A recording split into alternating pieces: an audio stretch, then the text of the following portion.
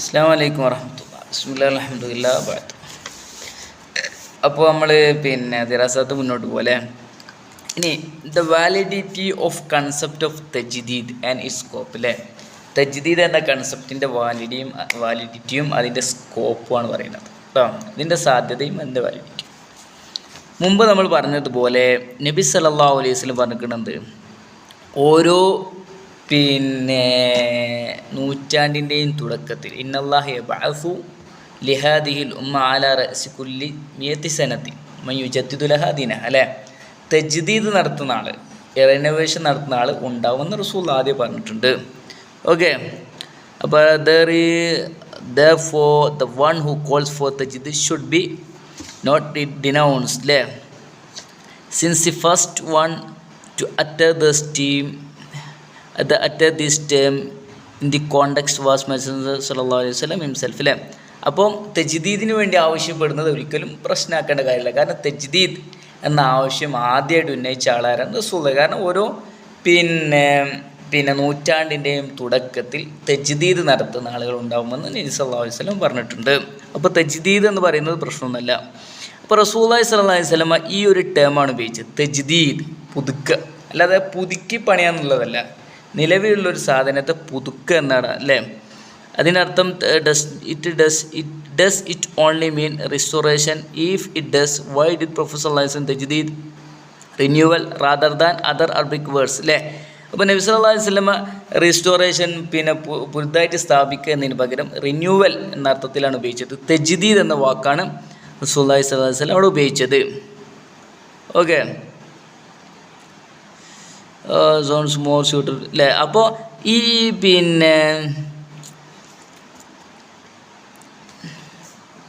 അപ്പോൾ തജ്ദീദ് എന്ന വേർഡാണ് മോർ സ്യൂട്ടബിൾ എന്ന് പറഞ്ഞാൽ ഏറ്റവും യോജിച്ച വേർഡ് തജ്ദീദ് എന്നതാണ് അല്ലേ. അവർ ദീൻ is living entity with one spirit, consistent objectives and enriching maxims but with flexible legal framework that can appropriately engage changing realities അല്ലേ. നമ്മളുടെ ദീൻ എന്താണ്, വളരെ ഫ്ലെക്സിബിളാണ്. പിന്നെ അതോടൊപ്പം തന്നെ അതിനൊരു എൻറ്റിറ്റി ഉണ്ട്, അല്ലേ, അതിനൊരു അസ്തിത്വം ഒക്കെ ഉണ്ട്. അത് കൺസിസ്റ്റൻ്റ് ആയിട്ടുള്ള ഒബ്ജക്റ്റീവ്സ് ആണ്, എന്നൊന്നും നിലനിൽക്കുന്ന അല്ലേ. അത് ഓരോ കാലഘട്ടത്തിനനുസരിച്ച് ഇങ്ങനെ മാറിക്കൊണ്ടിരിക്കുന്ന വസ്തുക്കളല്ല, വസ്തുതകളല്ല, മറിച്ച് എല്ലാ കാലത്തിലും യോജിച്ച സാധനമാണ് അതിലുള്ളത്. അതോടൊപ്പം തന്നെ ദീനിൽ കൺസിസ്റ്റൻ്റ് ആയിട്ടുള്ള കാര്യങ്ങൾ, വാല്യൂസും സംഭവങ്ങളൊക്കെ ഉണ്ടായിരിക്കെ തന്നെ ദീൻ എന്ന് പറയുന്നത് ഫ്ലെക്സിബിളാണ്, സുതാര്യമാണ്.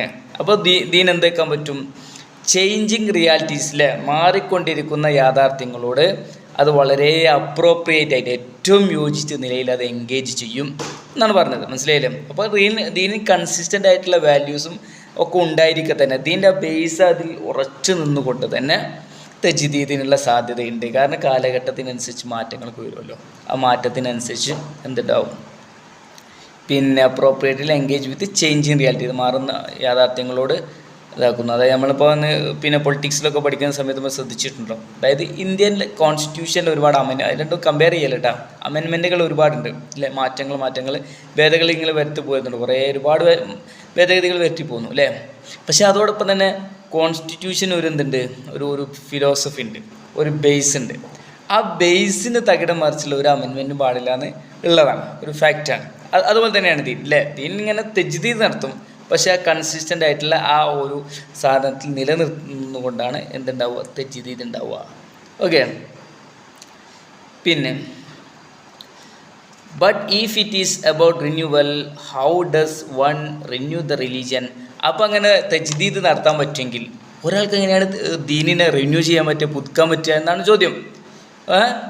അപ്പോൾ ഇതിൻ്റെ അർത്ഥം എന്താണ്, does this mean we have the liberty to change the divine instruction അല്ലേ. ദൈവികമായിട്ടുള്ള അള്ളാഹുവിൽ നിന്നുള്ള വഹീനെ എന്താക്കാൻ പറ്റുക, അതിനെ നമുക്ക് ചേഞ്ച് ചെയ്യാൻ പറ്റും എന്നൊക്കെയാണോ ഇതിൻ്റെ അർത്ഥം എന്നൊരു മറുചോദ്യം. അങ്ങനെയൊന്നല്ല. ഇതിൻ്റെ അർത്ഥം എന്താണ്, the default status in the religion that remains unchanging അല്ലേ. ദീനിൻ്റെ അടിസ്ഥാനപരമായിട്ടുള്ള കാര്യങ്ങളിൽ ഒരു മാറ്റവും ഇല്ലാതെ തന്നെ നിലനിൽക്കുന്നു. പിന്നെന്താണ് റിന്യൂവൽ എന്നതുകൊണ്ടുള്ള ഉദ്ദേശം? Renewal is actually restorative simply through reviving that which is original and cleaning of that which is unoriginal. Renewal എന്ന് പറഞ്ഞാൽ അതിൻ്റെ യഥാർത്ഥ മീനിങ് എന്താണ്, അതിന് യഥാർത്ഥം റിവൈവിങ് ദാറ്റ് വിച്ച് ഈസ് ഒറിജിനലായ സാധനത്തെ ഒന്നുകൂടെയൊക്കെ എന്താക്കും പുനരുജ്ജീവിപ്പിക്കുക. പിന്നെ അൺഒറിജിനലായിട്ടുള്ള സാധനങ്ങൾ എന്താക്കുക, ഒന്ന് ശുദ്ധീകരിക്കുക, ക്ലീൻ ചെയ്യുക. Okay, such as innovations and customs which conflict with the revelation. പിന്നെ aside from that there is another type of renewal അല്ലേ.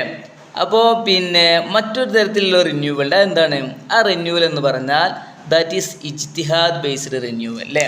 അപ്പോൾ ഇസ്ലാമിന് മുമ്പ് പറഞ്ഞതുപോലെ ഇസ്ലാമിൽ എന്താണ് ഇജ്തിഹാദിന്, അതായത് മനുഷ്യൻ്റെ ചിന്തയ്ക്കും മനുഷ്യൻ്റെ ആലോചനകൾക്കും കണ്ടെത്തലിനൊക്കെ സാധ്യത നൽകുന്ന ചില ഏരിയ ഉണ്ട്.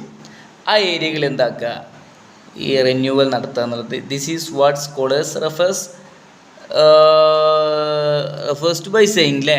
കാഴ്ചപ്പാട് ഇങ്ങനെ നോക്കേണ്ടി വരുന്നതാണ്. അപ്പോൾ എന്താണ്, അതാണ് പണ്ഡിതന്മാർ അർത്ഥമാക്കിയത്. ഇജ്തിഹാദിൻ്റെ ഏരിയയിലുള്ള സാധനം അവിടെ റിന്യൂവൽ നടത്താം എന്നാണ് ഉദ്ദേശിച്ചത്. ഓക്കെ, ഇതിൽ ചില ഉദാഹരണങ്ങളൊക്കെ പറയുന്നുണ്ട്. ആ ഉദാഹരണങ്ങൾ എന്താണെന്ന് വെച്ചാൽ, ഒന്ന് ഉമർ റളിയല്ലാഹു അൻഹു മുഅല്ലഫത്തുൽ ഖുലൂബ് അല്ലേ, നമ്മൾ ഇന്നമ സദഖാതുൽ ഫുഖറാഇ വൽ മസാകിൻ അല്ലേ, സദഖ പറയുന്നിടത്ത് അവിടെ പറയുന്നത് വൽ മുഅല്ലഫത്ത് ഖുലൂബിഹി എന്ന് പറയുന്നുണ്ട് അല്ലേ. വൽ മുഅല്ലഫത്ത് ഖുലൂബ് അല്ലേ, അതായത് പിന്നെ ദീനിലേക്ക് ആളുകളെ അടുപ്പിക്കാൻ വേണ്ടിയിട്ട്, പിന്നെ തഗ്ലീഫുൽ ഖുലൂബ് ആളുകളെ അടുപ്പിക്കാൻ വേണ്ടിയിട്ട് അങ്ങനത്തെ ടീമിന് അങ്ങോട്ടോ ഇങ്ങോട്ടോ എന്നുള്ള നിൽക്കുന്ന ടീമിന് വേണ്ടിയിട്ട് സക്കാത്ത് കൊടുക്കാം. കാരണം എന്താണ്, ദീനിലേക്ക് അവരെ അടുപ്പിക്കാൻ വേണ്ടിയിട്ടാണ് എന്ന് ഉണ്ടായിരുന്നല്ലോ, നിയമമുണ്ടല്ലോ. പക്ഷെ ഉമർ റളിയല്ലാഹു അൻഹു എന്താക്കിയില്ല, അങ്ങനത്തെ ടീമിന് കൊടുത്തിട്ടില്ല. കാരണം അള്ളാഹു എന്താണ് the empowered Islam and Muslim during the blessed caliphate അല്ലേ. അദ്ദേഹത്തിൻ്റെ കാലഘട്ടത്തിൽ അദ്ദേഹത്തിൻ്റെ ഖിലാഫത്തിൻ്റെ കാലഘട്ടത്തിൽ ഏറ്റവും മനോഹരമായിട്ട് ദീൻ എന്തിട്ട് അള്ളാഹു സെറ്റപ്പ് ആക്കിയിട്ടുണ്ട്. അതുകൊണ്ട് ഇനി ഇങ്ങനെ അങ്ങോട്ട് കണ്ടം ചാടി നടക്കുന്ന ആളുകളെ എന്താവശ്യമില്ല, ദീൻ ആവശ്യമില്ല എന്നുള്ള അത് ഒരു തജ്ദീദാണ് അല്ലേ. ദീൻ അങ്ങനെ ആ ടീമിനുണ്ടായിരിക്കെ തന്നെ ഇനി അതിൻ്റെ ആവശ്യമില്ല എന്ന് ഉമർ റളിയല്ലാഹു അൻഹു പറഞ്ഞത്. പിന്നെ ഉസ്മാൻ റളിയല്ലാഹു അൻഹുവിൻ്റെ കാലഘട്ടത്തിൽ ഉണ്ടായിരുന്നു, അതായത് പിന്നെ സ്ട്രേ ക്യാമൽ, അതായത് വഴിതെറ്റിപ്പോയ പിന്നെ ക്യാമൽ, നമ്മളെ ഒട്ടകക്കുട്ടി, ആ ഒട്ടകത്തെ എന്താക്കണം, അതിനെ സംരക്ഷിച്ച് നിർത്തണം എന്നുള്ളതിനെ അതിലൊക്കെ വീഴ്ച വരുത്തുന്ന ഒരു കാലഘട്ടമായി. അതിനെ സംരക്ഷിച്ചപ്പം പിന്നെ എന്താക്കി നിയമം, ഉസ്മാൻ റളിയല്ലാഹു അൻഹു അതിനെ മാറ്റിയിട്ട് അതിനെന്താക്കും വിറ്റിട്ട് അതിൻ്റെ സമ്പത്തിനെ സംരക്ഷിക്കുക എന്നുള്ള ഇതിലേക്ക് മാറ്റി. ഇതിനെ വിൽക്കാൻ പാടില്ല എന്നതായിരുന്നു ആദ്യ നിയമം. അപ്പോൾ ഉസ്മാൻ റളിയല്ലാഹു അൻഹു എന്താക്കി, വിൽക്കാതെ അതിനെ സംരക്ഷിച്ച് നിർത്തണം എന്ന നിയമത്തെ തജ്ദീദ് ചെയ്തു. എന്താ ചെയ്തത്, അത് വിറ്റിട്ട് അതിൻ്റെ സമ്പത്തിനെ എന്താക്കുക സംരക്ഷിച്ചു. കാരണം അതിനെ സംരക്ഷിക്കുന്ന, ഒട്ടകത്തെ സംരക്ഷിക്കുന്ന രീതി, അതിലൊക്കെ ചില പ്രശ്നങ്ങൾ വന്ന സമയത്ത് അങ്ങനെ ഒരു നിയമം കൊണ്ടുവന്നത്. ഓക്കെ, അപ്പോൾ ഇസ്ലാമിൻ്റെ ഒരു നിയമമാണ് ഇങ്ങനത്തെ സ്ട്രേ ക്യാമൽസിനെ ഒരിക്കലും എന്താക്കാൻ പാടില്ല, വഴിതെറ്റിപ്പോയ നമ്മളെ പിന്നെ ക്യാമൽ ഒട്ടകത്തെ ഒരിക്കലും എന്താക്കാൻ പാടില്ല, വിൽക്കാൻ പാടില്ല എന്ന നിയമത്തിനെ ഒന്ന് തജ്ദീദ് ചെയ്തതാണ് അവിടെ ഉണ്ടായത്. ഓക്കെ, അങ്ങനെ തജ്ദീദ് ചെയ്യാൻ കാരണം എന്താണ്, ഒരു മോറലായിട്ടുള്ള പിന്നെ ഒരു മൂല്യശോഷണം സംഭവിച്ച ശേഷമാണ് അങ്ങനെ ചെയ്യേണ്ടി വന്നത്. ഓക്കെ, ഉസ്മാൻ റളിയല്ലാഹു അൻഹുവിൻ്റെയും റസൂലുള്ളാഹിൻ്റെയും കാലഘട്ടം സംബന്ധിച്ച് നോക്കുമ്പോൾ ഒരു ഗ്യാപ്പ് വരുന്നുണ്ട്. 10-12 ഉസ്മാൻ റളിയല്ലാഹു അൻഹു 10-12 വർഷം എന്താണ് ഉസ്മാൻ റളിയല്ലാഹു അബൂബക്കർ 2 വർഷം വെച്ച് നോക്കുമ്പോൾ ഒരു 10-12 വർഷത്തെ ഗ്യാപ്പ് ഉണ്ടല്ലോ. അതിൽ സംഭവിച്ച മൂല്യശോഷണം കാരണത്താലാണ് അങ്ങനെ ഒരു നിയമം കൊണ്ടുവരേണ്ടി വന്നത്. അപ്പോൾ അവിടെ ഉണ്ടായിരുന്ന നിയമമാണ് ഇങ്ങനത്തെ പിന്നെ അതായത് വഴിതെറ്റി വന്ന ഒട്ടകത്തെ വിൽക്കാൻ പറ്റൂല എന്ന നിയമത്തെ തജ്ദീദ് ചെയ്തിട്ട് അത് വിറ്റിട്ട് അതിൻ്റെ പൈസ സൂക്ഷിക്കുക എന്നതിലേക്ക് എത്തി. എന്നിട്ട് അതിൻ്റെ ഓണർ കൊടുക്കണ്ട, സ്വന്തം ഇതാക്കാൻ പറ്റൂല. ഉമർ റളിയല്ലാഹു അൻഹു പിന്നെ ഈ തൊഴിലാളികളോട് അവരുടെ പിന്നെ മുതലാളിൻ്റെ സാധനം പിന്നെ തിരിച്ചു കൊടുക്കണം എന്നൊക്കെ ആവശ്യപ്പെട്ടതൊക്കെ അതിന് ഉദാഹരണമായിട്ട് പറയുന്നുണ്ട്. പിന്നെ ഹനഫി സ്കോളേഴ്സിലുണ്ടായിരുന്നത്, ഹനഫി മദ്ഹബിലുണ്ടായിരുന്നത് വെച്ചാൽ ഖുർആൻ പഠിപ്പിക്കാൻ പൈസ വാങ്ങാൻ പറ്റൂല, പുസ്തകന്മാരൊന്നും ശമ്പളം വാങ്ങാൻ പറ്റില്ല എന്നാണ് അവിടുത്തെ നിയമം. പക്ഷേ പിൽക്കാലത്ത് ഓൽക്ക് ഖുർആന് പിന്നെ പഠിപ്പിക്കാൻ ഒരുപാട് പണ്ഡിതന്മാരെ ടീച്ചേഴ്സിന് ആവശ്യം വന്നപ്പോൾ ഓലെന്താണ് പിന്നെ allow Quran teachers to receive payment when volunteers become few in number അല്ലേ. അപ്പോൾ വോളണ്ടിയർലി വളരെ പിന്നെ പ്രതിഫലമൊന്നും ഇല്ലാതെ ചെയ്യാൻ പറ്റുന്ന കുറച്ച് ആളുകൾ വളരെ കുറഞ്ഞായ സമയത്ത് ഒരു ടീമിനെ ഒരു പണം കൊടുത്ത് തന്നെ നിശ്ചയിക്കേണ്ടി വന്നു. അപ്പോൾ ഖുർആൻ പഠിപ്പിക്കുന്ന ഒരു ടീമിനെ പണം കൊടുത്ത് തന്നെ നിശ്ചയിക്കേണ്ടി വന്നു. അപ്പോൾ പണം കൊടുക്കൽ ഹറാമാണ് എന്നൊരു നിയമത്തെ തജ്ദീദ് ചെയ്തിട്ട് ഒരു ടീമിനെ പണം കൊടുത്ത് തന്നെ പേയ്മെൻറ്റ് ചെയ്തിട്ട് തന്നെ ഫിക്സ് ചെയ്തു എന്നാണ് ഇതിൽ ഉദാഹരണമായിട്ട് പറയുന്നത്. ഓക്കെ, അതിൻ്റെ കാരണം എന്താ, അതായത് out of fear that knowledge of the Quran would be lost അല്ലേ. അപ്പോൾ ഖുർആനിൻ്റെ നിയമങ്ങളൊക്കെ എന്താണ് നഷ്ടപ്പെടുമോ എന്നൊരു ബേസിൽ നിന്നുകൊണ്ടാണ് ഈ ഒരു നിയമത്തെ തജ്ദീദ് ചെയ്തത്, മാറ്റിയത് എന്നാണ്. ഓക്കെ, അവിടെ കേട്ടോ ഇൻഷാ അല്ലാഹ്. അസ്സലാമു അലൈക്കും.